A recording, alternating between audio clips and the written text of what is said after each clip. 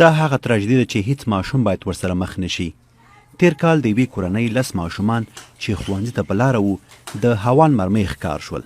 په افغانستان کې معمولا داسې پیښیږي. په دې چاودنه کې 7 ماشومان چې ژوندي پاتې دي لږ تر لږه د بدن یو غړی له لاسه ورکړی دی. دا ورځ چې په موږ تېره شوه دا ډېره بده ورځ وه. دا ورونه خویندې مې ټول په وینو پکې پټ وه او وینې پراتې وې چې مونږ غونډ فامیل پکې تباه شو. مرمۍ چې وچاودېدله زه جګ شوم کور ته روان وم چې قدم مې واسطه ولیدم نور ما پسې خپه نه وه. اوس دا ماشومان په کور کې زده کړې کوي خو د ازموینې لپاره باید ښوونځي ته ولاړ شي. دا مزل ورته اسانه نه دی.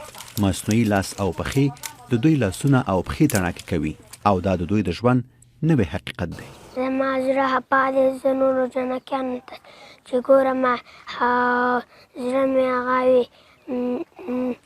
زه ما راته ووایه زه نه تللی شم خو په لاره روان وي. دا په داسې حال کې ده چې د جګړې میدان لا تود دی. که څه هم د امریکا او طالبان ترمنځ د سولې مذاکرات روان دي خو په لنډ وخت کې نتیجې ته رسیدل لا لرې ښکاري. ملګري ملتونه وایي چې په 2013 کال کې په افغانستان کې 900 ماشومان وژل شوي او 1000 نور ټپیان دي.